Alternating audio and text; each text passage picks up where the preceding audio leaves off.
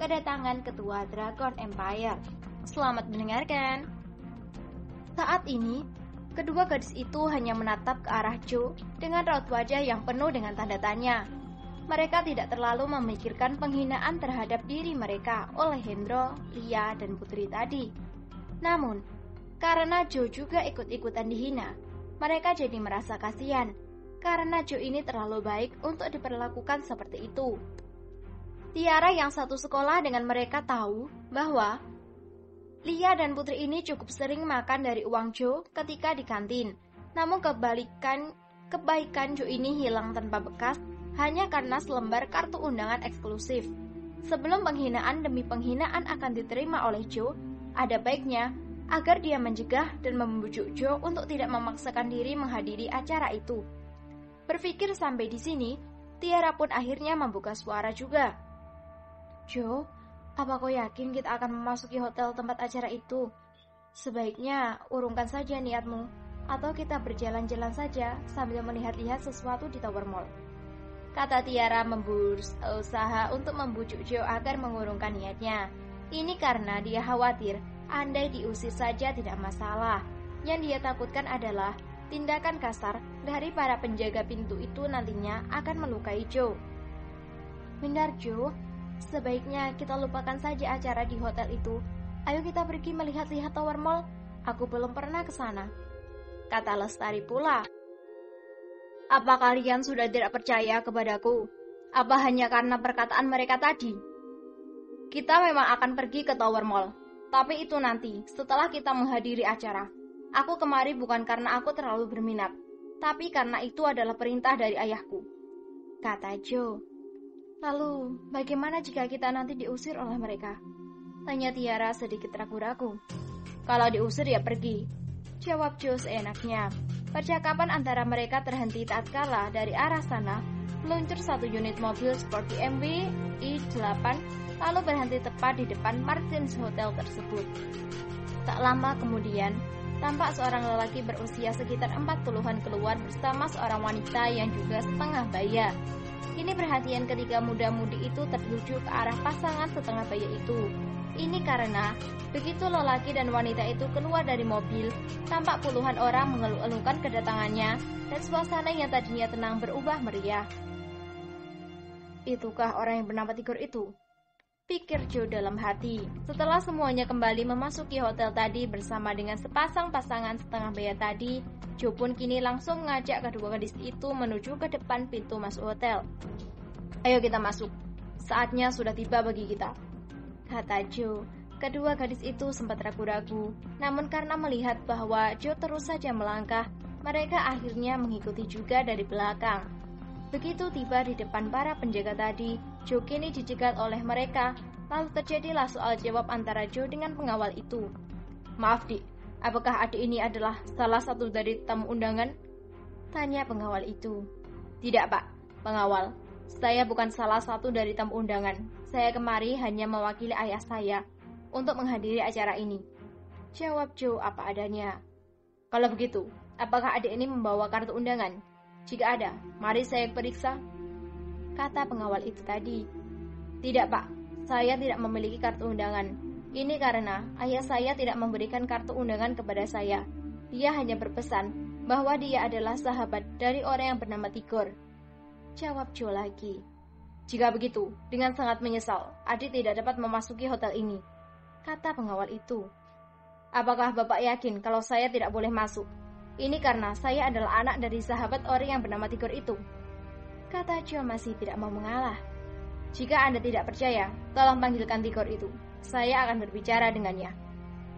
Mendengar perkataan Joe yang seperti tidak menghormati Tigor selaku ketua di kota Kemuning ini, para pengawal itu tertawa terbahak-bahak, lalu dengan wajah serius berkata, Hei Dek, pulanglah. Kapasitas apa yang kau miliki, sehingga berani menyebut nama ketua kami seenakmu saja? Lalu, kau memerintahkan kepadaku untuk memanggil Tigor. Tigor itu adalah ketua di sini. Kami tidak memiliki hak untuk itu, kata pengawal itu. Joe masih tetap ngotot ingin masuk dan berencana untuk menunjukkan kalung lencana Dragon Empire yang dia pakai, dan tidak tahu entah apa arti dalu kelong itu. Namun, karena sudah terlanjur berdebat, Perdebatan itu pun menarik perhatian Hendro dan ayahnya. Lalu dengan lantang Hendro berteriak, "Pengawal, usir saja dia dari sini. Sampah seperti itu akan mengganggu jalannya acara." Kata anak remaja itu membuat semua mata kini tertuju kepada Joe William. Udin yang melihat kejadian itu langsung menghampiri dan berkata, "Dia adalah sahabatku. Aku yang menjaminnya." Kata Udin, "Maaf Din, dia tidak memiliki kartu undangan. Bagaimana mungkin bisa memasuki tempat acara? Bagaimana jika dia adalah mata-mata dari pihak musuh?" Kata pengawal tadi tetap kepada pendiriannya. "Benar, siapa yang bisa menjamin bahwa dia bukan mata-mata? Lihat saja tampang bulenya itu." Kata Hendro pula lalu keluar dan mendorong dada Joe hingga jatuh terduduk. "Hendro, jaga sikapmu. Mengapa begitu kasar sekali?" Kata Udin lalu membantu Joe William untuk bangkit berdiri. Tidak ada pilihan bagi Joe selain coba-coba mengeluarkan kalungnya, walaupun dia tidak yakin kalung itu dapat membantu banyak. Dengan suara lantang, Joe kini berteriak, "Aku memang tidak memiliki kartu undangan, tapi aku punya ini." Kata Joe sambil mengacungkan kalungnya ke depan wajah pengawal itu. "Mati aku jika kalung ini tidak dapat membantu," kata Joe dalam hati. "Hahaha, apa itu? Kau kira kalung mainan anak-anak begitu banyak dijual di pasar malam?" Kata Hendro sambil tertawa. Hanya Hendro, Putri, dan Lia saja yang tertawa. Yang lainnya tidak. Bahkan kini pengawal tadi mulai gemetar ketakutan. "Anak muda, katakan, siapa namamu dan siapa nama ayahmu?" Terdengar suara dari dalam yang dikenali oleh Joe sebagai lelaki setengah baya yang baru keluar dari mobil sport BMW i8 tadi. "Namaku adalah Joe William, sedangkan ayahku bernama Jerry William," jawab Joe dengan lantang. "Hahaha, apa hebatnya nama Jerry William itu, dasar bule sampah," kata Hero mencibir. Namun yang tidak dia duga adalah sebuah tamparan yang cukup keras hinggap di pipinya. Plak! Buk! "Aduh! Ayah, mengapa kau menamparku?" tanya Hendro dengan penuh keheranan. Kala itu, semua orang yang berada di tempat itu mulai membuat barisan, lalu berlutut dengan satu kaki ditekuk.